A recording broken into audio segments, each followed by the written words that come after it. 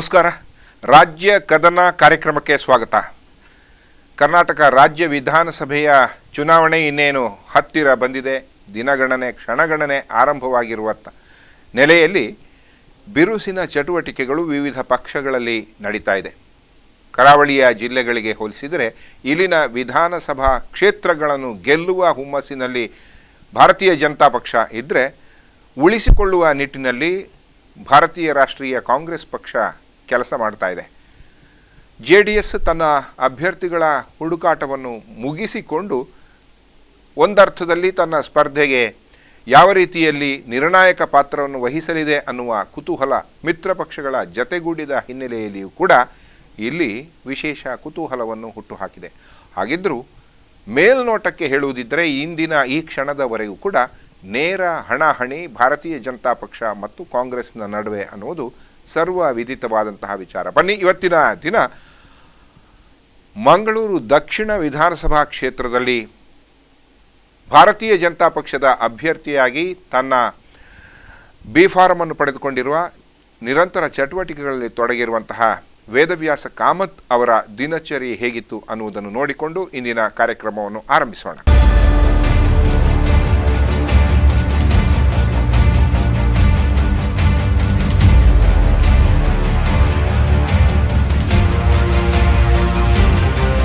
ವೇದವ್ಯಾಸ ಕಾಮತ್ ಭಾರತೀಯ ಜನತಾ ಪಕ್ಷದ ಮಂಗಳೂರು ದಕ್ಷಿಣ ಕ್ಷೇತ್ರದ ಅಭ್ಯರ್ಥಿ. ಮನೆ ಮನೆಗೆ ಭೇಟಿ ನೀಡುವ ಮೂಲಕ ಮತದಾರರನ್ನು ಓಲೈಸಿ ಅವರ ಆಶೀರ್ವಾದವನ್ನು ಪಡೆದುಕೊಂಡು ಮತ್ತೆ ಭಾರತೀಯ ಜನತಾ ಪಕ್ಷದ ಪ್ರತಿನಿಧಿಯಾಗಿ ವಿಧಾನಸಭೆಯನ್ನು ಪ್ರವೇಶಿಸುವ ಕನಸನ್ನು ಚೊಚ್ಚಲ ಬಾರಿಗೆ ಕಾಣುತ್ತಿರುವ ಯುವಕ. ನರೇಂದ್ರ ಮೋದಿ ಅವರ ಆಶಯದಂತೆ ಯುವ ಮನಸ್ಸುಗಳಿಗೆ, ಯುವ ಶಕ್ತಿಗಳಿಗೆ ಆದ್ಯತೆಯ ಹಿನ್ನೆಲೆಯಲ್ಲಿ ಭಾರತೀಯ ಜನತಾ ಪಕ್ಷದ ಸೀಟು ಗಿಟ್ಟಿಸಿಕೊಂಡಿರುವ ವೇದವ್ಯಾಸ ಕಾಮತ್ ಮುಂಜಾನೆ ಸೂರ್ಯೋದಯಕ್ಕೂ ಮುನ್ನ ತನ್ನ ಮನೆ ಮನೆ ಭೇಟಿಯ ಕಾರ್ಯಕ್ರಮಗಳನ್ನು ಆರಂಭಿಸುತ್ತಾರೆ, ಆಶೀರ್ವಾದ ಪಡೆಯುತ್ತಾರೆ. ಭಾರತೀಯ ಜನತಾ ಪಕ್ಷದ ಸದಾಶಯಗಳ ಹಿನ್ನೆಲೆಯಲ್ಲಿ ನರೇಂದ್ರ ಮೋದಿ ಅವರ ಕಾರ್ಯಕ್ಷಮತೆಯ ಆಶಯದಲ್ಲಿ ತನ್ನನ್ನು ಪ್ರತಿನಿಧಿಯಾಗಿ ಆರಿಸುವಂತೆ ಮತ್ತು ಮಂಗಳೂರಿನ ಘನತೆಗೆ ತಕ್ಕಂತೆ ತಾನು ವ್ಯವಹರಿಸುವ ಆಶ್ವಾಸನೆಯ ಜತೆಗೆ ಮತ ಯಾಚನೆ ನಡೆಸಿದ್ದಾರೆ.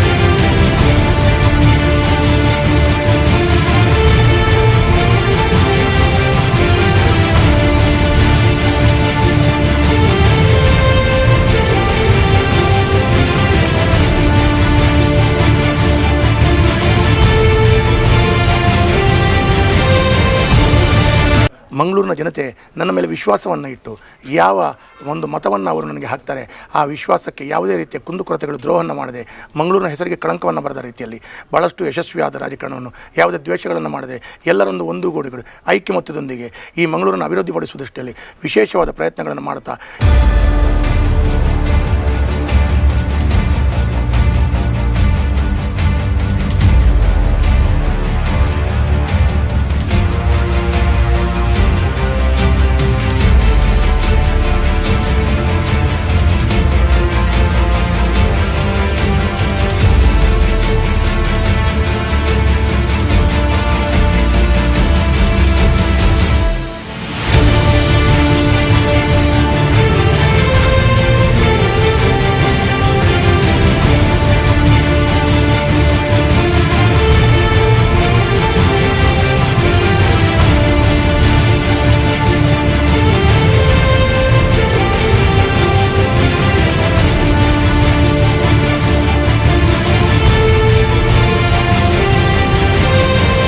ಆ ಜನರ ಸ್ಪಂದನೆಗಳಿಗೆ ನಿರಂತರವಾಗಿ ಸ್ಪಂದನೆಯನ್ನು ಕೊಡ್ತಾ ಮಂಗಳೂರಿನ ಜನರ ಪರವಾಗಿ ಆ ಒಂದು ವಿಧಾನಸೌಧದಲ್ಲಿ ಮಂಗಳೂರಿನ ಜನತೆ ಪರವಾಗಿ ಹೋರಾಟವನ್ನು ಮಾಡುವ ಕೆಲಸವನ್ನು ನಾನು ಮಾಡ್ತೇನೆ. ಯಾವ ವಿಶ್ವಾಸವನ್ನು ಇಟ್ಟಿದ್ದೀರಿ ಅದಕ್ಕೆ ದ್ರೋಹವನ್ನಂತೂ ಯಾವತ್ತೂ ಬಗೆಯುವುದಿಲ್ಲ.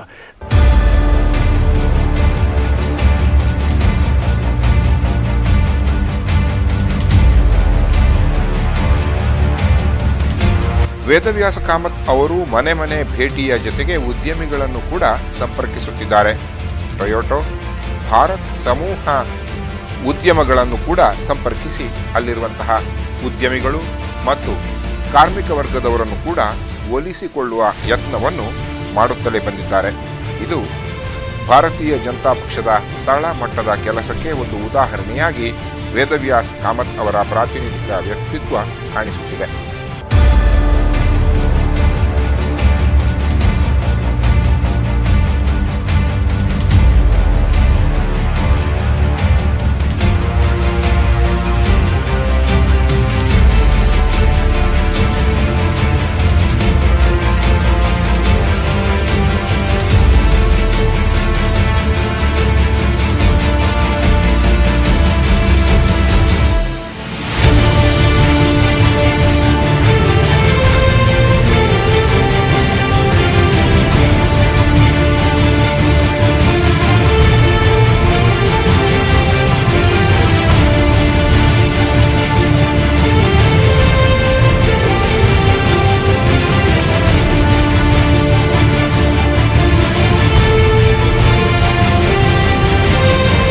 ದೇವರ ಒಂದು ಆಶೀರ್ವಾದದೊಂದಿಗೆ, ಎಲ್ಲ ದೈವರ ಆಶೀರ್ವಾದಗಳೊಂದಿಗೆ, ವಿಶೇಷವಾಗಿ ಮಂಗಳೂರಿನ ಜನತೆಯ ಆಶೀರ್ವಾದ ಮಾತ್ರ ಮಂಗಳೂರಿಗೆ ಒಂದು ಪರಿಶಿಷ್ಟ ಜಾತಿ ಮತ್ತು ಪರಿಶಿಷ್ಟ ಪಂಗಡದವರಿಗೆ ಯಾವ ರೀತಿಯಲ್ಲಿ ಆ ಒಂದು ಮುಖ್ಯ ವಾಹಿನಿಗೆ ತರಬೇಕು ಅಂತೇಳೋ ಪ್ರಯತ್ನವನ್ನು ಮಾಡಿದಂಥ ಕುದ್ಮಲ್ ರಂಗರಾವ್ ಅವರ ಸ್ಮಾರಕಕ್ಕೆ ಒಂದು ಹೋಗಿ ಆಶೀರ್ವಾದನ ಪಡೆದುಕೊಂಡು ನಾಮಪತ್ರವನ್ನು ಸಲ್ಲಿಸಿದ್ದೇನೆ. ಅದೇ ರೀತಿ ಬ್ರಹ್ಮಶ್ರೀ ನಾರಾಯಣ ಗುರು ಅವರಿಗಿರ್ಬೋದು, ಅದೇ ರೀತಿಯಲ್ಲಿ ಹಲವಾರು ದೇವಸ್ಥಾನಗಳಿಗೆ ಹೋಗಿ ನಾನು ಆ ಆಶೀರ್ವಾದವನ್ನು ಪಡ್ಕೊಂಡು ಬೇಡಿಕೊಂಡು ನಾಮಪತ್ರವನ್ನು ಸಲ್ಲಿಸಿದ್ದೇನೆ.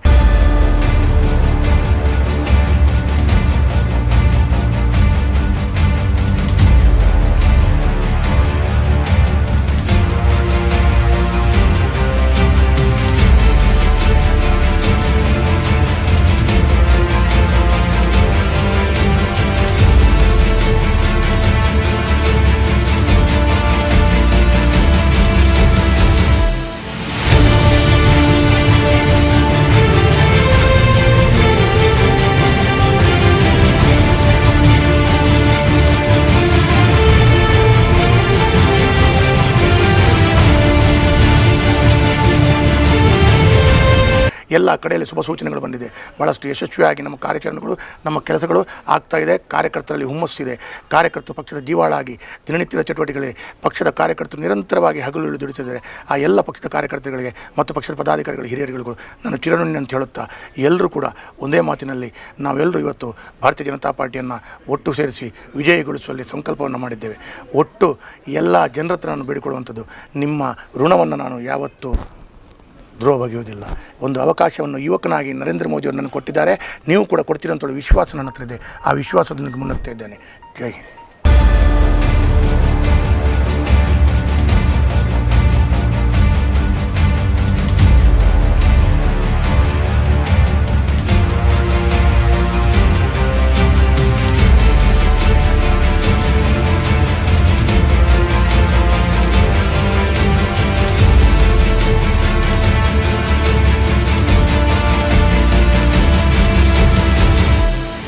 ಇನ್ನು ಇದೇ ಭಾರತೀಯ ಜನತಾ ಪಕ್ಷದಿಂದ ಸಿಡಿದು ಹೊರಬಂದಂತಹ ಅರ್ಥಾತ್ ಉಚ್ಚಾಟನೆಗೊಂಡಂತಹ ಶ್ರೀಕರ ಪ್ರಭು ಅವರು ಮೂಲತಃ ಮಂಗಳೂರಿನವರೇ ಆಗಿರುವ ಹಿನ್ನೆಲೆಯಲ್ಲಿ ಸ್ವತಂತ್ರವಾಗಿ ತನ್ನ ಅಭಿಮಾನಿಗಳ ಮತ್ತು ಕಾರ್ಯಕರ್ತರ ಬಳಗವನ್ನು ಕಟ್ಟಿಕೊಂಡಿರುವ ಹಿನ್ನೆಲೆಯಲ್ಲಿ ವಿಶಿಷ್ಟವಾದ ಆಶಯದ ಜೊತೆಗೆ ಈ ಬಾರಿಯ ವಿಧಾನಸಭಾ ಚುನಾವಣೆಯ ಸ್ಪರ್ಧಿಯಾಗಿ ತನ್ನ ಅದೃಷ್ಟವನ್ನು ಭವಿಷ್ಯವನ್ನು ನಿರ್ಣಯಿಸುವ ತೀರ್ಮಾನಕ್ಕೆ ಬಂದಿದ್ದಾರೆ. ಹೀಗಾಗಿ ಪಕ್ಷದ ಕಚೇರಿಯನ್ನು ಈಗಾಗಲೇ ತೆರೆದಿರುವ ಅವರು ಕಾರ್ಯಕರ್ತರ ಜತೆ ಸಮಾಲೋಚನೆಯಲ್ಲಿ ತೊಡಗಿದ್ದಾರೆ ಮತ್ತು ತನ್ನ ಅಭಿಪ್ರಾಯವನ್ನು ಕೂಡ ಹಂಚಿಕೊಂಡಿದ್ದಾರೆ.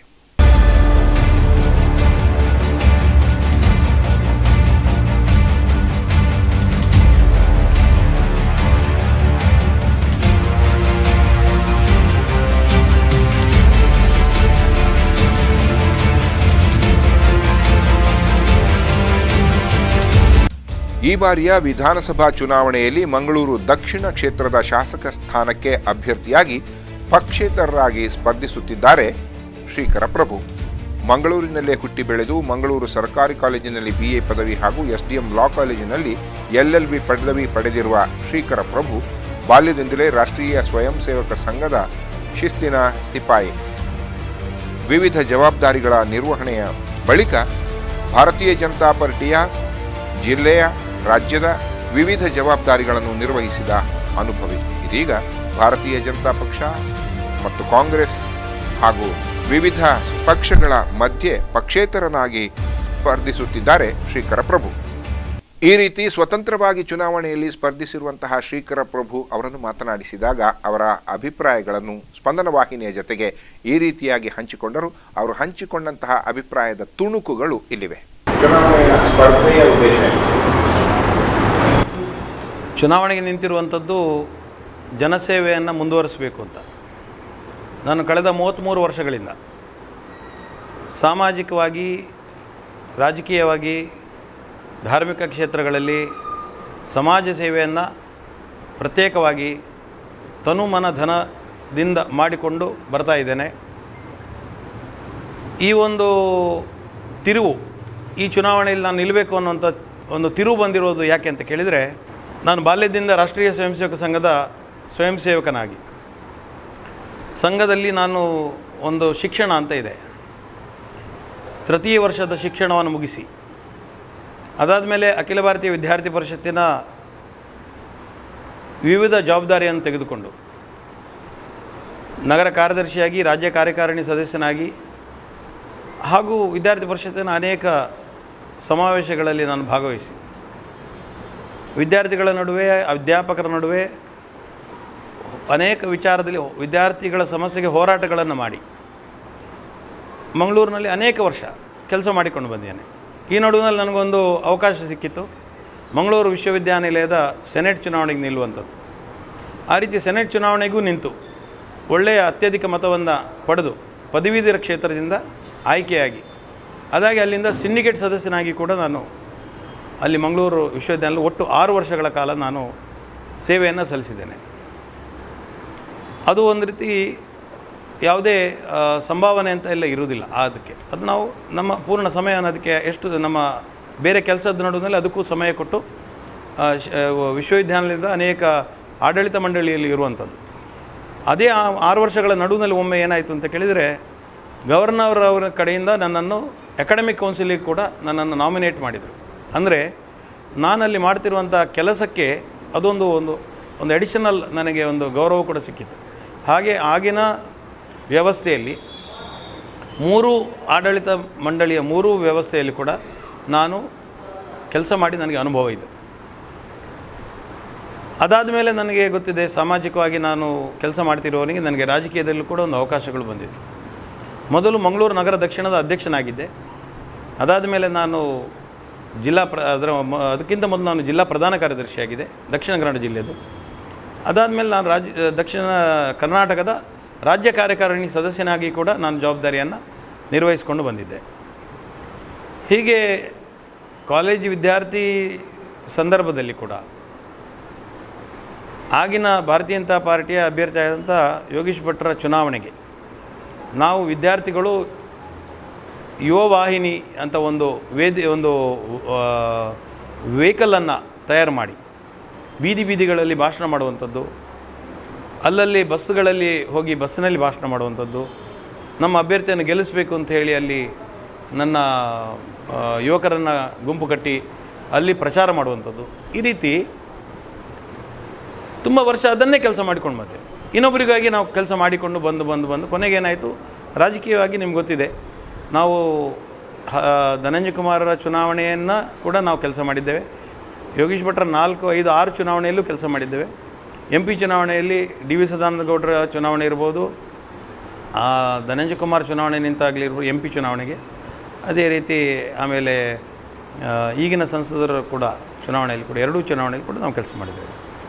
2014ರಲ್ಲಿ ಈ ಚುನಾವಣೆ ಲೋಕಸಭಾ ಚುನಾವಣೆಯ ಮತದಾನ ಆಗಿ ಕೌಂಟಿಂಗ್ನ ಮೊದಲು ಯಾವುದೇ ಕಾರಣವನ್ನು ಕೊಡದೆ ಪಕ್ಷದಿಂದ 6 ವರ್ಷಗಳಲ್ಲಿ ಉಚ್ಚಾಟನೆ ಮಾಡಿದರು ಅಂತ ನಮಗೆ ಒಂದು ಪತ್ರವನ್ನು ರಾಜ್ಯದಿಂದ ಬಂತು ಅಂತ. ಇದಕ್ಕೆ ಕೊಟ್ಟ ಕಾರಣಗಳು ತುಂಬ ಕ್ಷುಲ್ಲಕ ಕಾರಣಗಳನ್ನು ಕೊಟ್ಟರು. ಅದಕ್ಕೂ ನಾವು ಬೇಜಾರು ಮಾಡಲಿಲ್ಲ. ಯಾಕಂದರೆ ಯಾರ್ಯಾರೋ ಈ ರಾಜಕೀಯದಲ್ಲಿ ಇದ್ದೇ ಇರ್ತದೆ, ಒಂದೇ ಇವರು ಭಾರಿ ಮೇಲೆ ಹೋಗ್ತಾರೆ, ಇವರು ಭಾರಿ ಬುದ್ಧಿವಂತರು, ಇಷ್ಟೆಲ್ಲ ಕೆಲಸ ಮಾಡುವಾಗ ಅವ್ರಿಗೇನೋ ಉದ್ದೇಶ ಇದ್ದೇ ಇರಬೇಕು. ನಾವು ಫಲಾಪೇಕ್ಷೆ ಇಲ್ಲದೆ ಕೆಲಸ ಮಾಡ್ತೇವೆ ಅಂತ ಹೇಳಿದರೂ ಕೂಡ ರಾಜಕೀಯದಲ್ಲಿ ಏನಾಗ್ತದೆ ಅಂತ ಕೇಳಿದರೆ ಅವ್ರಿಗೇನು ಆಸಕ್ತಿ ಇದೆ, ಏನೋ ಮುಂದೆ ಏನೋ ಆಗಬೇಕು ಅಂತ ಇದೆ. ಇವರು ಮುಂದೆ ಏನಾದರೂ ಒಂದು ಇಲ್ಲಿ ಮಂಗಳೂರಿನಲ್ಲಿ ಶಾಸಕನಾಗ್ಬೋದು ಅಥವಾ ಏನಾದರೂ ಒಬ್ಬರು ಮುಂದೆ MP ಆಗ್ಬೋದು ಅನ್ನೋದು ಅವರದೆಲ್ಲ ಒಂದು ರಾಜಕೀಯ ಕಲ್ಪನೆಗಳು. ಅದಕ್ಕಿಂತ ಮೊದಲು ನಾನು MLC ನಿಲ್ತಾ ಇದ್ದೇನೆ ಅಂತೇಳಿ ಅವರವರೇ ಮಾತಾಡಿಕೊಳ್ಳೋದು. ನನಗೆಲ್ಲ ಅದರ ನಾವೊಬ್ಬ ಸ್ವಯಂ ಸೇವಕನಾಗಿರೋದ್ರಿಂದ ಈ ರೀತಿಯ ಭಾವನೆಗಳು ಯಾವುದು ಅದು ಸಿಗಬೇಕು, ಅದು ಸಿಕ್ಕಿದ್ರೆ ಮಾತ್ರ ಕೆಲಸ ಮಾಡ್ತೇವೆ ಅನ್ನುವಂಥದ್ದೆಲ್ಲ ನಮ್ಮ ತಲೆಯಲ್ಲಿಲ್ಲ. ನಾವು ಸಹಜವಾಗಿ ಕೆಲಸ ಮಾಡುವಂಥದ್ದು. ಅದೆಲ್ಲ ಇದ್ದರೂ ಕೂಡ ಉಚ್ಚಾಟನೆ ಮಾಡಿದ್ದು ಯಾಕೆ ಅಂತ ಕೇಳಿದರೆ ಸರಿಯಾದ ಕಾರಣವನ್ನು ಕೊಡಲಿಲ್ಲ. ಭಾರತೀಯ ಜನತಾ ಪಾರ್ಟಿ ಒಂದು ರಾಷ್ಟ್ರೀಯ ಪಕ್ಷ, ಅದಕ್ಕೊಂದು ಸಂವಿಧಾನ ಅಂತಿದೆ.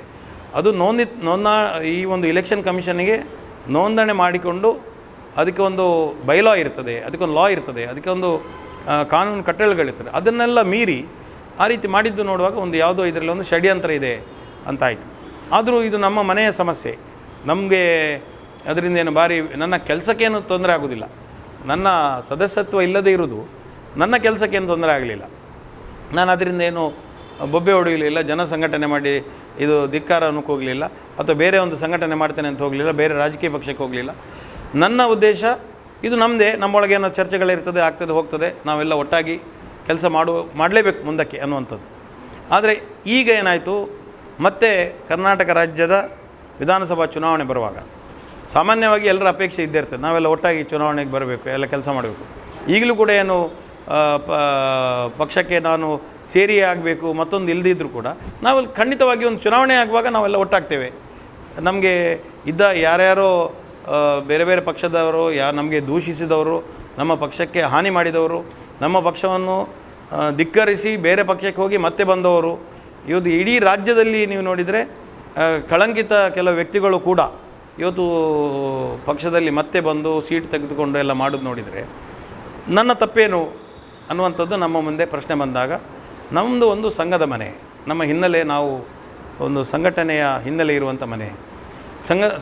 ಸಂಘಟನೆಯ ಅನೇಕ ಯುವಕರಿಗೆ ನಿರಂತರವಾಗಿ ಕಳೆದ ಈ 4 ವರ್ಷದಲ್ಲೂ ಕೂಡ, ನಾವು ಪಕ್ಷದಲ್ಲಿ ಜವಾಬ್ದಾರಿ ಇಲ್ಲದೇ ಇದ್ದರೂ ಕೂಡ 4 ವರ್ಷದಲ್ಲೂ ಕೂಡ ಎಲ್ರಿಗೂ ಕೂಡ ಸ್ಪಂದನೆ ಮಾಡಿದವ. ಆರ್ಥಿಕವಾಗಿ, ಆಮೇಲೆ ಈ ರೀತಿ ಅವರಿಗೆ ಬೇರೆ ಬೇರೆ ತೊಂದರೆ ಇದ್ದಾಗ ಕಾನೂನು ರೀತಿಯಾಗಿ ಎಲ್ಲ ರೀತಿಯಿಂದ ಸಹಕಾರ ಮಾಡಿ ಬಂದವ.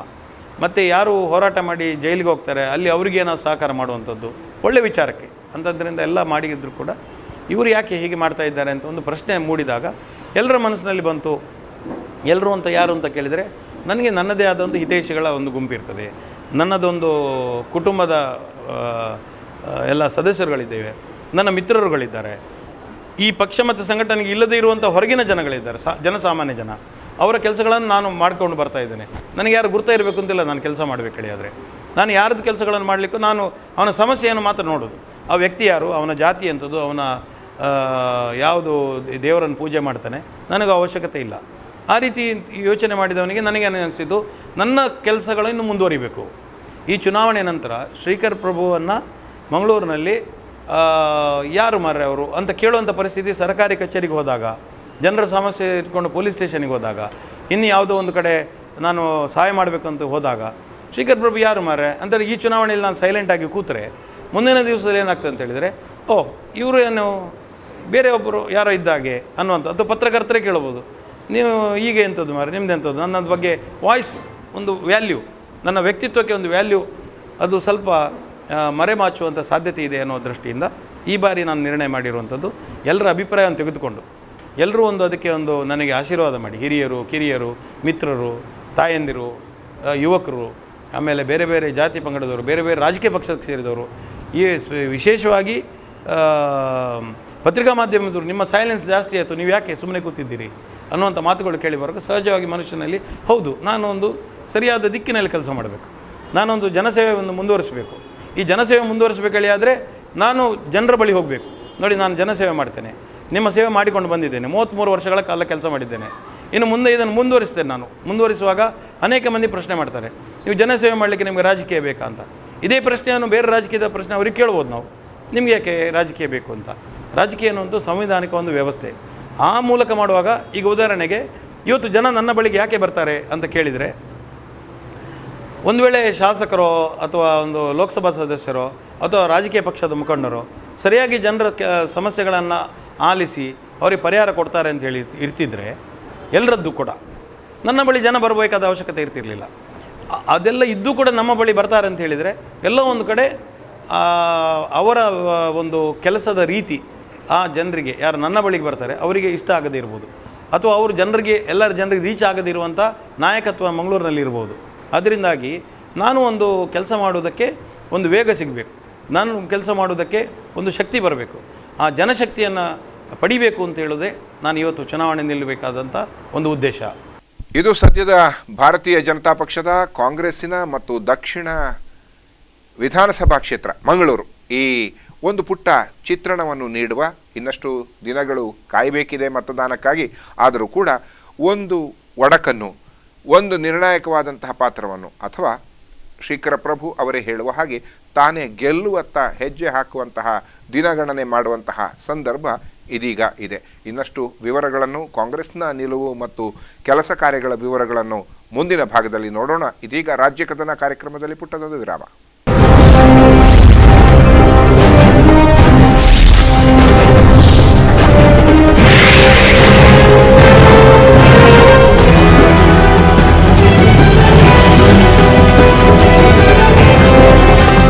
ವಿರಾಮದ ಬಳಿಕ ಮತ್ತೆ ಸ್ವಾಗತ. ಇದು ರಾಜ್ಯ ಕದನ ಕಾರ್ಯಕ್ರಮ. ನನಗೆ ಶೈಕ್ಷಣಿಕವಾಗಿ ನಾನು ಹೇಳೋದಾದರೆ ನಾನು BA ಪದವೀಧರನಾಗಿ LLB ಕೂಡ ಪದವೀಧರನಾಗಿದ್ದೇನೆ. ಈಗ ನಾನು ಬಾರ್ ಕೌನ್ಸಿಲ್ ಆಫ್ ಇಂಡಿಯಾದು ಎಕ್ಸಾಮ್ ಏನಿದೆ ಅದು ಎಲ್ಲ ಆಗಿ ನಾನೊಬ್ಬ ಲೀಗಲ್ ಪ್ರಾಕ್ಟೀಷನರ್ ಆಗಿದ್ದೇನೆ. ಆದರೆ ನಾನೇನು ಪ್ರಾಕ್ಟೀಸ್ ಶುರು ಮಾಡಲಿಲ್ಲ. ಐ ಆಮ್ ಎ ಅಡ್ವೊಕೇಟ್ ನಾವು. ಅಂದರೆ ಅದು ಕಾನೂನು ಜ್ಞಾನ ಇದ್ದವರಿಗೆ ತುಂಬ ಹೆಚ್ಚು ಸಾರ್ವಜನಿಕವಾಗಿ ಸೇವೆ ಮಾಡುವಾಗ ಅದರಲ್ಲಿ ಹೆಚ್ಚು ನಿಮಗೆ ಒಂದು ಶಕ್ತಿ ಇರ್ತದೆ. ಈ ಯಾವುದೇ ವಿಷಯಗಳು ಬರುವಾಗ ಆ ವಿಷಯದ ಮೇಲೆ ನಮಗೆ ಒಂದು ಪ್ರಬುದ್ಧತೆ ಇರ್ತದೆ, ನಮ್ಮ ಮೇಲೆ ಅದರ ಮೇಲೆ ಒಂದು ಹಿಡಿತ ಇರ್ತದೆ. ಅಂಥದ್ರಿಂದಾಗಿ ಏನಾಗ್ತದೆ ಅಂದರೆ ಜನಸಾಮಾನ್ಯರಿಗೆ ಅದರ ವಿಷಯದಲ್ಲಿ ಗೊತ್ತಿರುವುದಿಲ್ಲ. ಅದರಿಂದಾಗಿ ಆ ಒಂದು ಶೈಕ್ಷಣಿಕ ಅರ್ಹತೆ ನನಗೆ ಸಹಜವಾಗಿ ಇದೊಂದು ಮುಂದಿನ ನನ್ನ ಸಾಮಾಜಿಕ ಸೇವೆಗೆ ಒಂದು ಶಕ್ತಿಯನ್ನು ತುಂಬುತ್ತಾ ಇದೆ. ಕೆಲವೇ ದಿನಗಳು ಉಳ್ಕೊಂಡಿದೆ, ತಂಡ ಹೇಗೆ ಸಿದ್ಧ ಮಾಡಿದ್ದೀರಿ, ಪ್ರಚಾರ ಹೇಗಿದೆ, ಪ್ರತಿಕ್ರಿಯೆ? ನನಗೆ ಅನಿಸ್ತಾ ಇದೆ ಇವತ್ತು ರಾಜಕೀಯ ಪಕ್ಷಗಳ ನಡುವಿನಲ್ಲಿ, ಪ್ರಮುಖವಾದ ರಾಜಕೀಯ ಪಕ್ಷಗಳನ್ನು BJP ಮತ್ತು ಕಾಂಗ್ರೆಸ್ ನಡುವಿನಲ್ಲಿ ಅತಿ ಹೆಚ್ಚು ಪ್ರಚಾರದಲ್ಲಿರುವಂಥ ಒಬ್ಬ ವ್ಯಕ್ತಿ ಈಗ ನಾನಾಗಿದ್ದೇನೆ. ಯಾಕೆ ಅಂತ ಕೇಳಿದರೆ ಅದಕ್ಕೆ ನನ್ನ ಸಾಮಾಜಿಕವಾಗಿ ಅಥವಾ ರಾಜಕೀಯವಾಗಿ ಅಥವಾ ನಾನು ಧಾರ್ಮಿಕವಾಗಿ ಅಥವಾ ಕ್ರೀಡಾ ಕ್ಷೇತ್ರದಲ್ಲಿ ಆಗಲಿ ಎಲ್ಲ ಕ್ಷೇತ್ರದಲ್ಲಿ ಕಳೆದ 30-35 ವರ್ಷದಲ್ಲಿ ನಿರಂತರವಾಗಿ ಮಾಡಿಕೊಂಡಿರುವಂಥ ಕೆಲಸದ ಹಿನ್ನೆಲೆ ಅದು. ಸಂಘಟನೆಯ ಒಟ್ಟಿಗೆ ನಾನು ಗುರುತಿಸಿಕೊಂಡದ್ದು, ಅಲ್ಲಿ ಏನು ಅಪೇಕ್ಷೆ ಪಡೆದೇ ನಾನು ಕೆಲಸ ಮಾಡಿರುವಂಥದ್ದು. ಜನರಿಗೊಂದು ವಿಶ್ವಾಸ, ಶ್ರೀಕರ್ ಪ್ರಭು ಅವರು ಇದ್ದರೆ ಅಲ್ಲಿ ಕೆಲಸ ಆಗ್ತದೆ, ಶ್ರೀಕರ್ ಪ್ರಭು ಹತ್ರ ಹೋದರೆ ಅವರು ಆ ಕೆಲಸ ಮಾಡಿ ಕೊಡ್ತಾರೆ ಅನ್ನುವಂಥ ವಿಶ್ವಾಸದಿಂದಾಗಿ ಅದಕ್ಕೆ ಸರಿಯಾಗಿ ಏನಾಗಿದೆ, ನಾನು ಈ ರೀತಿ ಚುನಾವಣೆ ನಿಲ್ತೇನೆ ಅನ್ನುವಂಥ ಕಲ್ಪನೆ ಈ ಎರಡೂ ರಾಜಕೀಯ ಪಕ್ಷಕ್ಕೆ ಇರಲಿಲ್ಲ ನನ್ನ ಪ್ರಕಾರ. ಅವ್ರಿಗೀಗ ಅನಿಸ್ತಾ ಇದೆ ಇದು ಶ್ರೀಕರ್ ಪ್ರಭು ಅವರ ಎಂಟ್ರಿ ಏನಿದೆ ಈ ಬಾರಿ ತ್ರಿಕೋನ ಸ್ಪರ್ಧೆಗೆ ಈಗಾಗಲೇ ಅಣಿಯಾಗಿದೆ ಅಂತ. ಅದರಿಂದಾಗಿ ನನ್ನ ಜನ ನಡುವಿನಲ್ಲಿ ನನ್ನ ಪರಿಚಯ ಈಗಾಗಲೇ ಒಂದು ನನ್ನ ಕೆಲಸ ಕಾರ್ಯಗಳಿಂದ ಯಶಸ್ವಿಯಾಗಿದೆ. ಆದರೆ ಇನ್ನೂ ನಾನು ರೀಚ್ ಆಗಬೇಕಾಗಿದೆ. ಇನ್ನೂ ಒಂದು 15 ದಿವಸದಲ್ಲಿ ನನ್ನ ಒಂದು ಇಡೀ ಕ್ಷೇತ್ರದಲ್ಲಿ ನಾನು ಓಡಾಟ ಮಾಡಬೇಕಾಗಿದೆ. ಆ ಓಡಾಟದ ಒಂದು ಇದು 3 ಹಂತ ನಂದು ಚುನಾವಣಾ ಪ್ರಚಾರ ಕಾರ್ಯ ಈಗಾಗಲೇ ಮುಗಿದಿದೆ. ಅದರಲ್ಲಿ ಇನ್ನೂ 7 ಹಂತ ನಂದು ಬಾಕಿ ಇದೆ. ಆ 7 ಹಂತದ ಬಗ್ಗೆ ಒಂದು ಇಮಿಡಿಯೇಟ್ಲಿ ನಾನು ಮಾಡ್ತಾ ಇರೋಂಥ ಒಂದು ಪ್ರಣಾಳಿಕೆ ಬಿಡುಗಡೆ ಅಂತ ಮಾಡ್ತೇನೆ ನಾನು. ಅದು ನಾಳೆ ನನ್ನ ಪ್ರಣಾಳಿಕೆ ಬಿಡುಗಡೆ ಆಗ್ಬೋದು, ನಾಡ್ದಾಗ್ಬೋದು. 2 ದಿವಸದಲ್ಲಿ ಅದಕ್ಕೊಂದಿಷ್ಟು ಜನರ ಅಭಿಪ್ರಾಯವನ್ನು ತೆಗೆದುಕೊಂಡು ಏನಾಗಬೇಕು ಮಂಗಳೂರಿಗೆ ಅನ್ನುವಂಥದ್ದು. ಅದರಿಂದಾಗಿ ಇದು ಒಂದು ಆಗ್ತಾಯಿದೆ. ಇನ್ನೊಂದು ನಿಮ್ಮ ಒಂದು ವಿಚಾರ ಏನಂತ ಹೇಳಿದರೆ, ಈ ಜನಸೇವೆ ಮಾಡುವಾಗ ಜನರ ಬಳಿ ನಮ್ಮನ್ನು ಗುರುತಿಸಬೇಕು. ನಾವು ಹೋರ್ಡಿಂಗ್ ಹಾಕಿ ನಾನು ಇಂಥವ ನನ್ನದು ಒಂದು ಅಂತೇಳಿ ದೊಡ್ಡ ಪೋಸ್ ಕೊಟ್ಟು ಮಾಡೋದ್ರಿಂದಾಗಿ ಅದು ನಾವೇನು ಸಿನಿಮಾ ಸ್ಟಾರ್ಗಳಲ್ಲ, ರಾಜಕೀಯ ವ್ಯಕ್ತಿಗಳು ಅಂತ ಹೇಳಿದರೆ ಸಿನಿಮಾ ಸ್ಟಾರ್ನಾಗೆ ಅಥವಾ ನನ್ನಲ್ಲಿ ದುಡ್ಡಿದ್ದರೆ ನಾನು ತೋರಿಸ್ಕೊಡೋದು, ಈ ಒಂದು ಏನು ಸ್ಟೈಲ್ ಆಫ್ ಫಂಕ್ಷನಿಂಗ್ ಅದು ಏನಂತ ಹೇಳಿದರೆ ಅದು ಒಂದು ನಾಟಕೀಯವಾಗಿರ್ತದೆ. ಆದರೆ ಇವತ್ತು ನಾನು ಹೇಳ್ತಾ ಇರೋವಂಥದ್ದು ಅದು ಇರಲಿ, ಅದರೊಟ್ಟಿಗೆ ಸರ್ವಿಸು ಮಾಡಿ, ಅದ್ರ ಜೊತೆ ನೀವು ನಿಮ್ಮನ್ನು ಗುರುತಿಸಿಕೊಳ್ಳಿ, ಕೆಲಸ ಮಾಡಿ ತೋರಿಸ್ಕೊಳ್ಳಿ. ನಿಮಗೆ ಆ ಒಂದು ನಿಮ್ಮ ಜ್ಞಾನ ಅಂದರೆ ಒಂದು ಕಾನೂನು ಅಥವಾ ಯಾವುದೋ ಒಂದು ಸಮಸ್ಯೆ ಬರುವಾಗ ಆ ಸಮಸ್ಯೆ ಹಿನ್ನೆಲೆ ಇರುವಂಥ ಕಾನೂನು ಕಟ್ಟಳೆಗಳು ಏನು ತಿಳ್ಕೊಳ್ಬೇಕು. ಅದರಿಂದಾಗಿ ಈ ರೀತಿಯ ಯೋಚನೆಗಳು ಇದ್ದರೆ ಆ ವ್ಯಕ್ತಿಗೆ ತುಂಬ ಬೇಗ ಜನ ಅದಕ್ಕೆ ಒಂದು ಗುರುತಿಸ್ಕೊಳ್ತಾರೆ. ನನ್ನ ಈ ಬಾರಿ ಚುನಾವಣೆಯಲ್ಲಿ ನನ್ನ ವ್ಯಕ್ತಿತ್ವ ಇದು ಭಾರಿ ದೊಡ್ಡ ಒಂದು ಪರಿಣಾಮವನ್ನು ಬೀರಲಿದೆ. ಮತ್ತು ಅದಕ್ಕಾಗಿ ಹೇಳಿದೆ, ಒಂದು 2 ಪ್ರಮುಖ ರಾಜಕೀಯ ಪಕ್ಷಗಳ ನಡುವೆ ಮೂರನೇ ಶಕ್ತಿಯಾಗಿ ನಾನು ಈಗಾಗಲೇ ಮಂಗಳೂರು ನಗರದಲ್ಲಿ ಜನರ ನಡುವಿನಲ್ಲಿ ಇದ್ದೇನೆ. ಇದು ಅವರಿಗೂ ಇಬ್ಬರಿಗೂ ಅರಿವಾಗಿದೆ. ನೀವು ನಂಬಿಕೊಂಡು ಬಂದ ತತ್ವ ಸಿದ್ಧಾಂತದ ಸೋಲಿಗೆ ನಿಮ್ಮ ಸ್ಪರ್ಧೆಗೆ ಕಾರಣ ಆಗ್ಬೋದು ಅನ್ನುವ ಆತಂಕ ಏನಾದರೂ? ನಿಮ್ಮ ಪ್ರಶ್ನೆ ಅರ್ಥ ಆಗಲಿಲ್ಲ.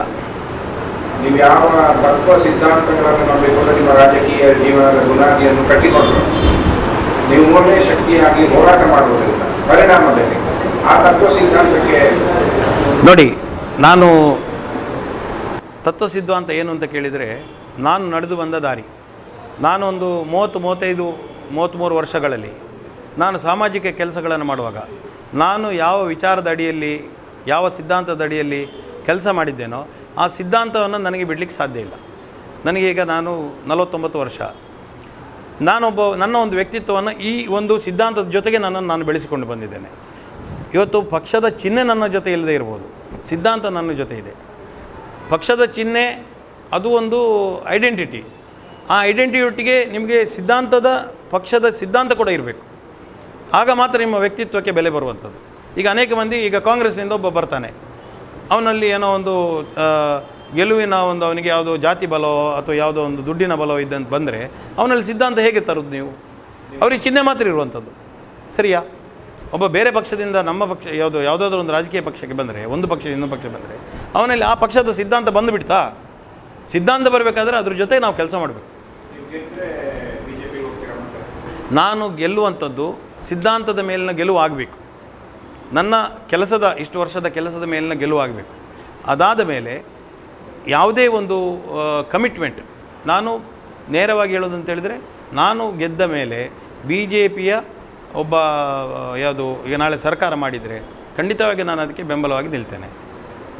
ನಾನು ಸೇರ್ತೇನೋ ಬಿಡ್ತೇನೆ ಹೇಳುವಂಥದ್ದು, ನಾನು ಮತ್ತೆ ನನ್ನ ಒಂದು ಏನು ಬಳಗ ಇದೆ, ನನ್ನನ್ನು ಇದರ ಗೆಲ್ಲಿಸಿದಂಥ ಒಂದು ಕಾರ್ಯಕರ್ತರಿದ್ದಾರೆ, ಮತದಾರರಿದ್ದಾರೆ, ಅವರ ಅಭಿಪ್ರಾಯಗಳು ಕೂಡ ತುಂಬ ಅಗತ್ಯ ಇರ್ತದೆ.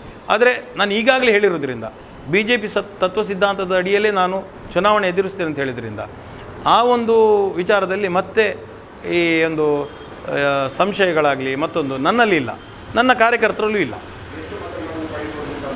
ಗೆಲ್ಲುವಷ್ಟು.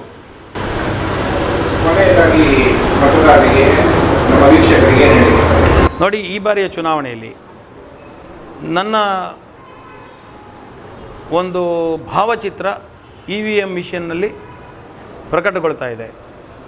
ನಾನು ಆ EVM ಮಿಷನ್ನ ಕೊನೆಯದರಲ್ಲಿ ನೋಟಾದ ಮೇಲೆ, ನನ್ ಆಫ್ ದಿ ಅಬೋವ್ನ ಮೇಲೆ ನನ್ನ ಹೆಸರು ಶ್ರೀಕರ ಪ್ರಭು, ನನ್ನ ಭಾವಚಿತ್ರ ಮತ್ತು ನನ್ನ ಚಿಹ್ನೆ ಆಟೋ ರಿಕ್ಷಾ ಇದು ಅದರಲ್ಲಿದೆ.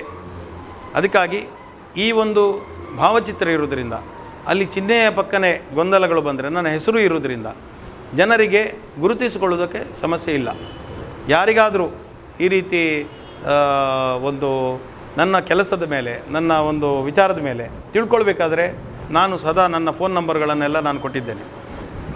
ಮುಂದಿನ ದಿವಸದಲ್ಲಿ ನಿಮ್ಮ ಬಳಿಗೆ ನಾನು ಬರ್ತೇನೆ, ಮನೆಗೆ ಭೇಟಿ ಕೊಡ್ತೇನೆ. ಎಲ್ಲರನ್ನು ಭೇಟಿ ಆಗಲಿಕ್ಕೆ ಆಗದಿದ್ದರೂ ಒಂದು ಮೇಜರ್ ಜನರನ್ನು ಭೇಟಿಯಾಗುವಂಥ ಪ್ರಯತ್ನಗಳನ್ನು ಮಾಡ್ತೇನೆ. ಈ ಬಾರಿ ಚುನಾವಣೆಯಲ್ಲಿ ವ್ಯಕ್ತಿತ್ವಕ್ಕೆ ಬೆಲೆ ಕೊಡಿ.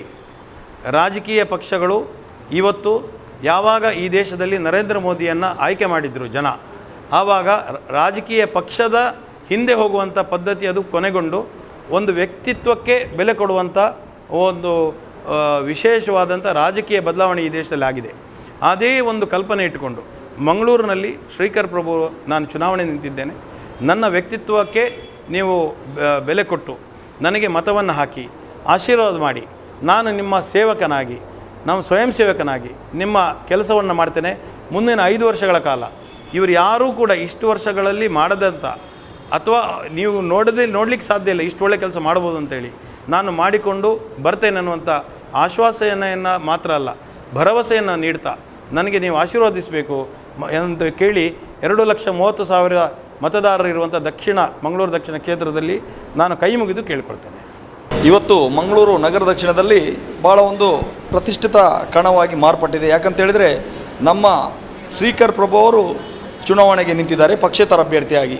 ಇವತ್ತು ರಾಷ್ಟ್ರೀಯ ಪಕ್ಷಗಳು ಇಷ್ಟೊಂದು ಬಲಿಷ್ಠವಾಗಿದ್ದರೂ ಕೂಡ ನಾವು ಪಕ್ಷೇತರ ಅಭ್ಯರ್ಥಿಯ ಪರವಾಗಿ ಯಾಕೆ ಹೋಗ್ತೀವಿ ಅಂತ ಹೇಳಿದರೆ, ಇವತ್ತು ಪ್ರತಿಯೊಬ್ಬರ ಮನಸ್ಸಲ್ಲಿ ಕೂಡ ಒಂದೇ ಇರೋದು ಶ್ರೀಕರ್ ಪ್ರಭು ಅಂತ ಒಂದು ಒಳ್ಳೆಯ ವ್ಯಕ್ತಿಯನ್ನು ಭಾರತೀಯ ಜನತಾ ಪಕ್ಷ ಉಚ್ಚಾಟನೆ ಮಾಡಿದೆ.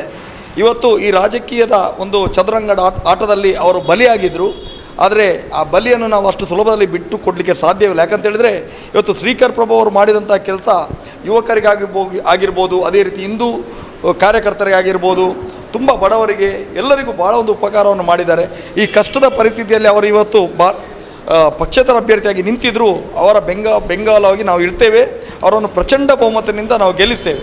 ಇದೀಗ ರಾಜ್ಯ ಕದನ ಕಾರ್ಯಕ್ರಮದಲ್ಲಿ ಪುಟ್ಟದೊಂದು ವಿರಾಮದ ಬಳಿಕ ಮತ್ತಷ್ಟು ಕುತೂಹಲಕಾರಿ ವಿದ್ಯಮಾನಗಳ ಚಿತ್ರಣ ನಿಮ್ಮ ಸ್ಪಂದನ ವಾಹಿನಿಯಲ್ಲಿ.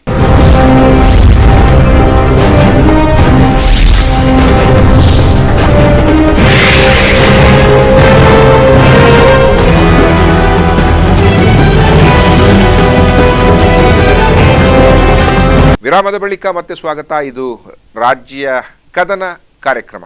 ಮಂಗಳೂರು ದಕ್ಷಿಣ ಕ್ಷೇತ್ರದ ಕಾಂಗ್ರೆಸ್ ಪಕ್ಷದ ಅಭ್ಯರ್ಥಿ ಮರು ಆಯ್ಕೆಯನ್ನು ಬಯಸಿರುವ JR ಲೋಬೋ ಮಂಗಳೂರು ಮಹಾನಗರ ಪಾಲಿಕೆಯ ಜವಾಬ್ದಾರಿಯುತ ಸ್ಥಾನವನ್ನು ನಿರ್ವಹಿಸಿದ ಬಳಿಕ ರಾಜಕೀಯಕ್ಕೆ ಸಕ್ರಿಯವಾಗಿ ಪ್ರವೇಶಿಸಿ ಕಾಂಗ್ರೆಸ್ನಿಂದ ಅಭ್ಯರ್ಥನವನ್ನು ಸಾಧಿಸಿಕೊಂಡು ದಾಖಲೆಯ ಜಯವನ್ನು ಪಡೆದುಕೊಂಡಂತಹ JR ಲೋಬೋ ಇದೀಗ ಪುನಃ ತನ್ನ ಅದೃಷ್ಟದ ಪರೀಕ್ಷೆಯನ್ನು ಮಂಗಳೂರು ದಕ್ಷಿಣ ವಿಧಾನಸಭಾ ಕ್ಷೇತ್ರದಲ್ಲಿ ಮಾಡ್ತಾ ಇದ್ದಾರೆ.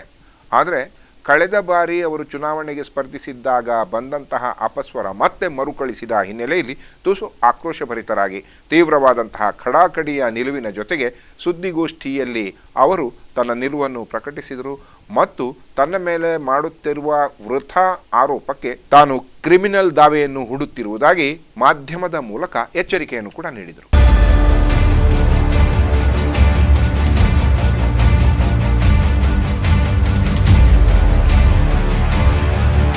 ಕುಡ್ಸೆಂ ಯೋಜನೆಗಳ ಅವ್ಯವಹಾರವನ್ನು ಸಾರಾಸಗಟಾಗಿ ನಿರಾಕರಿಸಿರುವ JR ಲೋಬೋ ಅವರು ವಿವಿಧ ನಾಯಕರ ವಿರುದ್ಧ ಮತ್ತು ಬಹುಮುಖ್ಯವಾಗಿ ಈ ಅವ್ಯವಹಾರದ ಆರೋಪವನ್ನು ಮಾಡುತ್ತಿರುವಂತಹ ವ್ಯಕ್ತಿತ್ವಗಳ ವಿರುದ್ಧ ಕ್ರಿಮಿನಲ್ ದಾವೆಯನ್ನು ಹೂಡುವುದಾಗಿ ಎಚ್ಚರಿಕೆಯನ್ನು ನೀಡಿದರು. ಕಾಂಗ್ರೆಸ್ ಮುಖಂಡರ ಉಪಸ್ಥಿತಿಯಲ್ಲಿ ನಡೆದ ಈ ಸುದ್ದಿಗೋಷ್ಠಿಯಲ್ಲಿ JR ಲೋಬೋ ಅವರು ವಿವರವಾಗಿ ಈ ಅವ್ಯವಹಾರದ ನಿರಾಕರಣೆಯನ್ನು ವಿವಿಧ ದಾಖಲೆಗಳ ಜೊತೆಗೆ ಮಾಡಿದರು.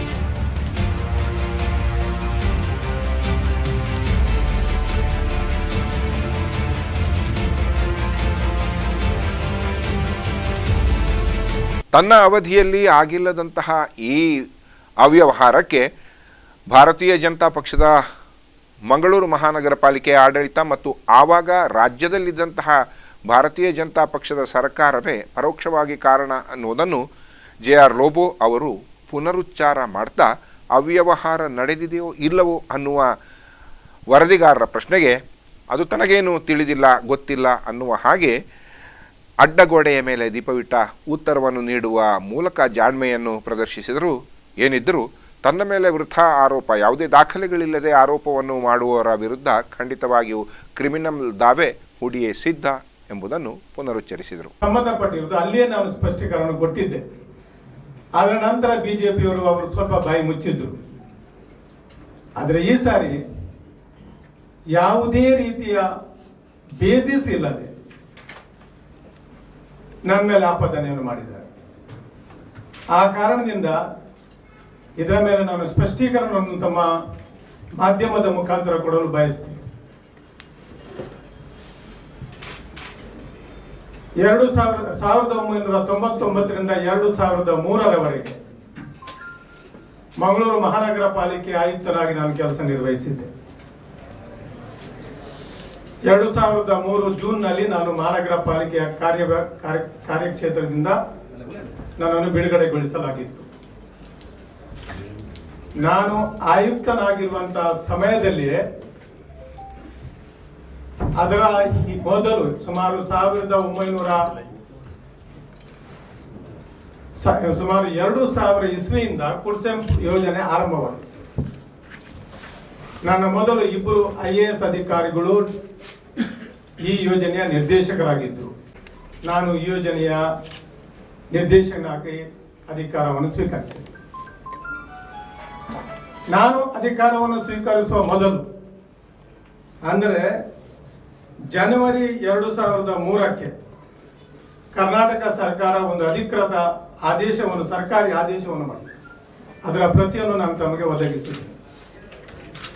Designating the Mangalore City Corporation, Mangalore, as implementing agency for execution of Mangalore City component under the Kutsam project.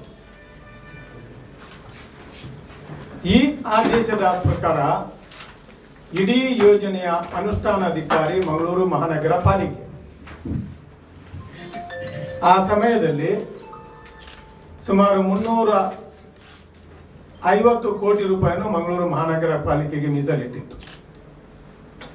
ಉಳಿದ ಹಣವನ್ನು 3 ಜಿಲ್ಲೆಗಳ ಇತರ 9 ನಗರಗಳಿಗೆ ಮೀಸಲಿಟ್ಟಿತ್ತು. ಈ ಆದೇಶದಲ್ಲಿ ಸ್ಪಷ್ಟವಾಗಿ ಹೇಳ್ತೇನೆಂದ್ರೆ, ಅದಕ್ಕೆ ಸಪರೇಟ್ ಎಂಜಿನಿಯರಿಂಗ್ ಸೆಲ್ ಅನ್ನು ನಿರ್ಮಾಣ ಮಾಡಿತ್ತು. 3 ಎಕ್ಸಿಕ್ಯೂಟಿವ್ ಇಂಜಿನಿಯರ್, 1 ಸೂಪರ್ಡೆಂಟ್ ಇಂಜಿನಿಯರ್, ಹೀಗೆ ಸಪರೇಟ್ ಸೆಲ್, ಎಂಜಿನಿಯರಿಂಗ್ ಸೆಲ್ ಅನ್ನೇ ಮಾಡಿದ್ರು. ಆದರೆ ಆ ಸೆಲ್ ಕನ್ಸಲ್ಟೆಂಟ್ಸ್ಗಳ ಜೊತೆಯಲ್ಲಿ ನಮ್ಮ ಡಿಸೈನಿಂಗ್ ಕನ್ಸಲ್ಟೆಂಟ್ಸ್ ಮತ್ತು ಇಂಟರ್ನ್ಯಾಷನಲ್ ಸೂಪರ್ವೈಸಿಂಗ್ ಕನ್ಸಲ್ಟೆಂಟ್ಸ್ ಅವರ ಜೊತೆಯಲ್ಲಿ ನಿರಂತರವಾದ ಒಂದು ಸಂಪರ್ಕ ಇಡಬೇಕಾದ ಕಾರಣದಿಂದ ಮತ್ತು ಆ ಕನ್ಸಲ್ಟೆಂಟ್ಸ್ಗಳು KEDFC ಕಚೇರಿಯಲ್ಲಿ ಎಲ್ಲ 10 ನಗರಗಳಿಗೂ ಕೂಡ ಇರುವ ಕಾರಣದಿಂದ ಅವರಿಗೆ ಒಂದು ಬೇರೆನೇ ಒಂದು ಸ್ಥಳವನ್ನು ಆ ಸೆಲ್ಲಿಗೆ KEDFC ಕಚೇರಿಯಲ್ಲಿ ಒದಗಿಸಲಾಗಿತ್ತು. KEDFCಯ ಕೆಲಸ ಏನಾಗಿತ್ತು ಅಂದ್ರೆ, ಆಯುಕ್ತರು ಮತ್ತು ಆ ಎಂಜಿನಿಯರಿಂಗ್ ಸೆಲ್ನವರು ಏನು ಇಂಪ್ಲಿಮೆಂಟ್ ಮಾಡ್ತಾರೆ, ಏನು ಬಿಲ್ ಅನ್ನು ಕಂಪ್ಲೀಟ್ ಆಗಿ ರೇಸ್ ಮಾಡ್ತಾರೆ, ಅಷ್ಟು ಹಣವನ್ನು ಮಾತ್ರ ವರ್ಗಾವಣೆ ಮಾಡುವಂತ ಜವಾಬ್ದಾರಿ. ಡಿಸೈನ್ ಕನ್ಸಲ್ಟೆಂಟ್ಸ್ಗಳು ಡಿಸೈನ್ ಮಾಡ್ತಾರೆ, ಸೂಪರ್ವಿಷನ್ ಕನ್ಸಲ್ಟ್ಸ್ಗಳು ಸೂಪರ್ವೈಸ್ ಮಾಡ್ತಾರೆ, ಎಂಜಿನಿಯರಿಂಗ್ ಸೆಲ್ನವರು ಅನುಷ್ಠಾನ ಮಾಡ್ತಾರೆ, ಕಾರ್ಪೊರೇಷನ್ ಮತ್ತು ಮಹಾನಗರ ಪಾಲಿಕೆ ಆಯುಕ್ತರು ಅದಕ್ಕೆ ಒಪ್ಪಿಗೆಯನ್ನು ಕೊಡ್ತಾರೆ, ಅಡ್ಮಿನಿಸ್ಟ್ರೇಟಿವ್ ಸ್ಯಾಂಕ್ಷನ್ ಕೊಡ್ತಾರೆ, ಇಂಪ್ಲಿಮೆಂಟ್ ಆಗ್ತಾರೆ, ಟೆಂಡರ್ ಇತ್ಯಾದಿ ಪ್ರಾಸೆಸ್ಗಳನ್ನು ಮಾಡಿ ಆಯುಕ್ತರು ಅದಕ್ಕೆ ಅಪ್ರೂವಲ್ ಕೊಡ್ತಾರೆ, ಇಂಪ್ಲಿಮೆಂಟ್ ಆಗ್ತದೆ. ಅದರ ನಂತರ ಎಕ್ಸಿಕ್ಯೂಟ್ ಆದ ನಂತರ ಅದನ್ನು ಖಾಲಿ ಇಂಪ್ಲಿಮೆಂಟ್ ಮಾಡುವ, ಅದಕ್ಕೆ ಹಣ ವರ್ಗಾವಣೆ ಮಾಡುವಂತ ಮಾತ್ರ ಜವಾಬ್ದಾರಿ. ಮತ್ತು ಇಷ್ಟಕ್ಕೆ ನಾನು ಸೀಮಿತನಾಗಿದೆ. ಆದರೆ ನನ್ನ ಒಂದು ಅಭಿವೃದ್ಧಿಯ ಒಂದು, ನಮ್ಮ ನಗರ ಎಂಬ ಒಂದು ಅಭಿವೃದ್ಧಿಯ ದೃಷ್ಟಿಯಿಂದ ನಾನು ಹೆಚ್ಚಿನ ಒಂದು ಇಂಪ್ಲಿಮೆಂಟೇಷನ್ಗೂ ಕೂಡ ಅದರಲ್ಲಿ ರಿವ್ಯೂ ಮಾಡುವಂತ, ಪ್ರಗತಿಯನ್ನು ರಿವ್ಯೂ ಮಾಡುವಂತ ಒಂದು ಕಾರ್ಯವನ್ನು ಆಗಿಂದಾಗಿ ನಾನು ಮಾಡಿ. ಯಾಕಂದ್ರೆ ಆ ಅಧಿಕಾರ ನನಗೆ ಎಲ್ಲ ನಗರಗಳಿಗೂ ಇತ್ತು. 2001ನೇ ಇಸ್ವಿಯಲ್ಲಿ ಇದು 2003ರಲ್ಲಿ ಜನವರಿ 1 ತಿಂಗಳಲ್ಲಿ ಇದು ಆದೇಶ ಆಗಿದೆ, ಇಂಪ್ಲಿಮೆಂಟೇಷನ್ ಆಗಿದೆ. ನಾನು ಜುಲೈ 2003ರಲ್ಲಿ ಅಧಿಕಾರ ಸ್ವೀಕಾರ ಮಾಡಿದ್ದೀನಿ, ಅದನ್ನೇ ನಾನು ಮುಂದುವರಿಸಿದ್ದೀನಿ. ಅದರ ನಂತರ ಡಿಸೆಂಬರ್ 31, 2009ಕ್ಕೆ ನಾನು ಅಲ್ಲಿಂದ ವರ್ಗವಾಗಿದ್ದೀನಿ. ಈ ಅವಧಿಯಲ್ಲಿ ನಮ್ಮ ಹೆಚ್ಚಿನ ಕುಡಿಯುವ ನೀರಿನ ಕಾಮಗಾರಿಗಳು, ಇತರ 9 ನಗರದ ಕಾಮಗಾರಿಗಳು ಇತ್ಯಾದಿಗಳು ಸಂಪೂರ್ಣವಾಗಿತ್ತು. ಆದರೆ ಮಂಗಳೂರು ಮಹಾನಗರ ಪಾಲಿಕೆಯಲ್ಲಿ ಅಂಡರ್ಗ್ರೌಂಡ್ ಡ್ರೈನೇಜ್ ಕೆಲಸಗಳು ಬಾಕಿ ಇತ್ತು. ಆದರೆ 2009ರಲ್ಲಿ ನನಗೆ ಅಲ್ಲಿಂದ ವರ್ಗಾವಣೆ ಆಯಿತು. ನನ್ನ ಅವಧಿಯಲ್ಲಿ 9 ನಗರಗಳಲ್ಲಿ ಮತ್ತು ನಾನು ಇಲ್ಲಿ ಇರುವಾಗ ಸಮಯದಲ್ಲಿ ಮಂಗಳೂರು ಮಹಾನಗರ ಪಾಲಿಕೆ ವತಿಯಿಂದಲೂ ಕೂಡ ಆಗಿರುವ ಎಲ್ಲ ಕಾಮಗಾರಿಗಳು ಭಾರತ ಸರ್ಕಾರ ಹಾಗೂ ADB ಇದೊಂದು ಉತ್ತಮ ADB ಯೋಜನೆ ಅಂತ ಪ್ರಶಂಸೆಯನ್ನು ಕೂಡ ನೀಡಿದೆ. ಇವತ್ತಿಗೆ ಮಂಗಳೂರಿನಲ್ಲಿ ನೀರಿನ ಸಮಸ್ಯೆ ಇಲ್ಲದಿದ್ದರೆ ಇದಕ್ಕೆ ಮುಖ್ಯ ಮೂಲತಃ ಕಾರಣ ADB ಯೋಜನೆ, ಎಡಿಷನಲ್ ವಾಟರ್ ಸಪ್ಲೈ ಎಲ್ಲವೂ ಆಗಿತ್ತು. ಆದರೆ ಅಂದಿನ ಒಂದು ರಾಜಕೀಯ ತೀರ್ಮಾನಗಳ ಪ್ರಕಾರ, ರಾಜಕೀಯ ಮುಖಂಡರು ಮಾಡಿರುವ ತೀರ್ಮಾನದ ಪ್ರಕಾರ ನಮ್ಮ ಹಳೆ ನಗರದಲ್ಲಿ UGD ಅನ್ನು ಮಾಡುವುದು ಬೇಕಾಗಿ, ಯಾಕಂದ್ರೆ ಹಳೆ ನಗರದಲ್ಲಿ 1960ರಲ್ಲಿ UGD ಇದೆ, ಅದು ಸದ್ಯಕ್ಕೆ ಸಾಕು, ಪುನಃ ನಾವು ಅಲ್ಲಿ ಮಾಡುವುದಕ್ಕಿಂತ ವಿಸ್ತೃತ ಭಾಗದ ಮಂಗಳೂರು ಮಹಾನಗರ ಪಾಲಿಕೆಯಲ್ಲಿ UGD ಮಾಡೋಣ ಎಂಬ ಒಂದು ತೀರ್ಮಾನವನ್ನು ಮಾಡಿದ್ದ ಜೊತೆಯಲ್ಲಿ ಮೂಲತಃವಾಗಿ ಕೇವಲ 35 ಕೋಟಿ ರೂಪಾಯಿಯನ್ನು ಯೂಜಲಿಗೆ ಸೀಮಿತವಿಟ್ಟಿರುವುದನ್ನು ಜಾಸ್ತಿ ಮಾಡಿ ನೀರಿನ ವಾಟರ್ ಸಪ್ಲೈಗೆ ಸುಮಾರು 200 ಕೋಟಿ ಅಷ್ಟಿತ್ತು, ಅದನ್ನು ಕಡಿಮೆ ಮಾಡಿ ಅದರ ಬದಲಿಗೆ ನಾನು ಬಿಟ್ಟು 2 ವರ್ಷ 3 ವರ್ಷಗಳ ನಂತರ ಎಕ್ಸಿಕ್ಯೂಟಿವ್ ಆಗಿರುವಂತಹ ಕಾಮಗಾರಿಗೆ ನನಗೆ ಯಾಕೆ ಜವಾಬ್ದಾರಿ ಮಾಡ್ತಾರೆ? ಒಂದು. ಎರಡನೇದ್ದು, ಸರ್ಕಾರಿ ಆದೇಶದ ಅನ್ವಯ ಇಡೀ ಮಂಗಳೂರು ನಗರದ ಯೋಜನೆಯನ್ನು ಮಂಗಳೂರು ಮಹಾನಗರ ಪಾಲಿಕೆಯ ಆಯುಕ್ತರ ಮೇಲೆ, ಅವರು DPD ಅದಕ್ಕೆ ಅವರ ಮೇಲೆ ಅವರಿಗೆ ಪೂರ್ತಿ ಅಧಿಕಾರ ಮತ್ತು ಜವಾಬ್ದಾರಿ ಕೊಟ್ಟಾಗ ಇವರು ಯಾವುದೇ ರೀತಿಯ ಆದೇಶಗಳನ್ನು ಅಥವಾ ವಿವರಗಳನ್ನು ನೋಡದೆ ಏಕಾಏಕಿ ನನ್ನ ಮೇಲೆ ಹೇಗೆ ಆಪಾದನೆಗಳನ್ನು ಮಾಡ್ತಾರೆ? ಈ ಜನರಿಗೆ ಮಾಹಿತಿಯ ಕೊರತೆ. ಈ ಮಾಹಿತಿಯ ಕೊರತೆಯಿಂದ ಬಾಯಿಗೆ ಬಂದ ಹಾಗೆ ಬಡಬಡಿಸ್ತಾ ಇದ್ದಾರೆ. ಸುನೀಲ್ ಕುಮಾರ್ ಅಭ್ಯರ್ಥಿ, ಹನುಮಂತ ಕಾಮತ್ ಬಿಜೆಪಿಯ ಪಕ್ಷದ ಸೋಕಾಲ್ಡ್ ಧುರೀಣ, ಇವರಿಗೆ ಯಾವುದು ಇಂಥ ಮಾಹಿತಿ ನೋಡದೆ ಈ ರೀತಿಯ ಆಪಾದನೆಗಳು ಮಾಡುವುದು ಇದು ನಿಯಮ ಬಾಹಿರ, ಕಾನೂನು ಬಾಹಿರ ಮತ್ತು ಚುನಾವಣೆಯ ಸಮಯದಲ್ಲಿ ಮಾಡುವುದು ಚುನಾವಣೆಯ ನೀತಿ ಸಮಿತಿಯನ್ನು ಕೂಡ ಉಲ್ಲಂಘನೆ ಮಾಡಿರುವುದಾಗಿದೆ. ಈ ಮಾಧ್ಯಮ ವಾಹಿನಿಯಲ್ಲಿ BTVಯಲ್ಲಿ ಈ ಕುರಿತು ಅವರು ಬಿತ್ತರಿಸಿದ್ದು ನಾನು ನ್ಯಾಯಾಲಯದ ಮೆಟ್ಟಲನ್ನು ಏರಿದ್ದೇನೆ. ಈಗಾಗಲೇ ನ್ಯಾಯಾಲಯ ಇದಕ್ಕೆ ತಡೆಯಾಜ್ಞೆಯನ್ನು ಕೂಡ ಕೊಟ್ಟಿದೆ. ನಾನು ಈ ವ್ಯಕ್ತಿಗಳ ಮುಂದೆ ನೇರವಾಗಿ ಕೇಳ್ತಾ ಇದ್ದೇನೆ. ನಾನು ಪುಡ್ಸೆಂಪ್ನ ಯೋಜನಾ ನಿರ್ದೇಶಕನಾಗಿರುವಂತಹ ಸಮಯದಲ್ಲಿ ಸುಮಾರು 400 ಎಂಜಿನಿಯರ್ಸ್ಗಳು ನನ್ನ ಕೈಗಳಿಗೆ ಕೆಲಸ ನಿರ್ವಹಿಸ್ತಿದ್ರು. ಸುಮಾರು 75-80 ಗುತ್ತಿಗೆದಾರರು ನನ್ನ ಕೈಗಳಿಗೆ ಕೆಲಸ ನಿರ್ವಹಿಸ್ತಿದ್ರು. ಯಾರಾದ್ರೂ ಒಬ್ಬರು ನನ್ನ ಮೇಲೆ ಆಪಾದನೆ ಮಾಡಲಿ, ನನ್ನ ಕೈಗಳಿಗೆ ಕೆಲಸ ಮಾಡಿ ಯಾರಾದ್ರೂ ಒಬ್ಬರು ನನಗೆ ಹೇಳಿ, ನಾನು ಇವ್ರಿಗೆ ಚಾಲೆಂಜ್ ಕೊಡ್ತೀನಿ, ನಾನು ಭ್ರಷ್ಟ ಅಂತ, ನಾನು ಯಾವ ಶಿಕ್ಷೆಗೂ ಗುರಿ ರೆಡಿ. ಬಾಯಿಗೆ ಬಂದಾಗ ಇವರು ಬಡಬಡಿಸಿ ಯಾವುದೇ ದಾಖಲೆಗಳು ಇಲ್ಲದೆ ಬಾಯಿಗೆ ಬಂದಾಗ ಬಡಬಡಿಸಿದರೆ ಅದು ಸುಳ್ಳಿದ್ದು ಸತ್ಯ ಆಗ್ಲಿಕ್ಕೆ ಸಾಧ್ಯನೇ ಇಲ್ಲ. ನನ್ನ ಕೈಯಲ್ಲಿ ಇದೆ ದಾಖಲೆಗಳು. ಇವರ ಎಲ್ಲರ ಮೇಲೆ ನಾನು ಕ್ರಿಮಿನಲ್ ಕೇಸ್ಗಳನ್ನು ದಾಖಲೆ ಮಾಡಿಯೇ ಮಾಡ್ತೀನಿ. ಆರಂಭದಲ್ಲಿ ಕ್ಷುಲ್ಲಕ ವಿಚಾರಗಳು ಅಂತ ನಾನು ಸುಮ್ಮನಾಗಿಬಿಟ್ಟೆ. ಚುನಾವಣೆಯ ಒಂದೇ ಒಂದು ಕಾರಣಕ್ಕೋಸ್ಕರ ಬಾಯಿಗೆ ಬಂದ ಹಾಗೆ ಇವರು ಸೋಷಿಯಲ್ ಮೀಡಿಯಾದಲ್ಲಿ ಇದರಲ್ಲಿ ಇದನ್ನು ಅದೇ ಒಂದು BTVಯ ತುಣುಕುಗಳನ್ನು ಹಾಕಿ ಪ್ರಚಾರ ಮಾಡಲಿಕ್ಕೆ ನೋಡುವುದು, ಅಪಪ್ರಚಾರ ಮಾಡಲಿಕ್ಕೆ ನೋಡುವುದು ಇವರಿಗೆ ಯಾವುದೇ ರೀತಿಯ ಶೋಭೆ ಅಂತ ಇರಬೇಕು. ನಾನು ಪ್ರತಿಪಕ್ಷಕ್ಕೂ ಕೂಡ ಹೇಳಿಕೆ ಇಷ್ಟಪಡ್ತೀನಿ, ಈ ರೀತಿಯ ಒಂದು ಅಪಪ್ರಚಾರವನ್ನು ಮಾಡುವ ಬದಲಿಗೆ ನಾವು ಇಶ್ಯೂಸ್ಗಳ ಮೇಲೆ ಚರ್ಚೆ ಮಾಡೋಣ, ಏನು ಮಾಡ್ತೀವಿ ಎಂಬುದನ್ನು ಹೇಳೋಣ. ಆಧಾರ ರಹಿತ ವಿಚಾರಗಳನ್ನು ಇಟ್ಟು ಇನ್ನೊಬ್ಬರ ಮಾನ ತೆಗೆಯಲಿಕ್ಕೆ ಪ್ರಯತ್ನ ಮಾಡೋದ್ರಿಂದ ಇವರಿಗೆ ಯಾವ ಶೋಭೆ ಕೂಡ ಬರೋದಿಲ್ಲ ಅಂತ ನಾನು ಪ್ರತಿಪಕ್ಷಕ್ಕೆ ಹೇಳಲಿಕ್ಕೆ ಇಷ್ಟಪಡ್ತೀನಿ. ನನಗೂ ಇದೆ ಪ್ರತಿಪಕ್ಷಗಳ ಮೇಲೆ ಹೇಳುವುದಾದ್ರೆ ನನಗೂ ಇದೆ ಬೇಕಾದ್ರು, ನಾನು ಅದಕ್ಕೆ ಇಳಿಲಿಲ್ಲ. ಇದು ನನ್ನನ್ನು ಮಾನಸಿಕವಾಗಿ ಕೊಲೆ ಮಾಡಲಿಕ್ಕೆ ಪ್ರಯತ್ನ ಮಾಡುವಂತ ಹುನ್ನಾರ. ಈ ರೀತಿಯಲ್ಲಿ ಕೊಲೆ ಮಾಡಿ ಅಭ್ಯಾಸ ಇರುವಂತಹ ವ್ಯಕ್ತಿಗಳು ಮಾನಸಿಕವಾಗಿ ಕೊಲೆ ಮಾಡುವುದು ನನ್ನನ್ನು. ಪ್ರಿಯ ವೀಕ್ಷಕರೇ, ಇದು ಈ ಹೊತ್ತಿನ ರಾಜ್ಯ ಕದನ. ಮತ್ತಷ್ಟು ರಾಜ್ಯ ಕದನದ ವೈಶಿಷ್ಟ್ಯಗಳು ಮುಂದಿನ ಭಾಗದಲ್ಲಿ ನಮ್ಮ ಸಹೋದ್ಯೋಗಿ ನಡೆಸಿಕೊಡಲಿದ್ದಾರೆ. ಮತ್ತೆ ಮುಂದಿನ ರಾಜ್ಯ ಕದನದಲ್ಲಿ ನಿಮ್ಮ ಭೇಟಿ. ನಮಸ್ಕಾರ.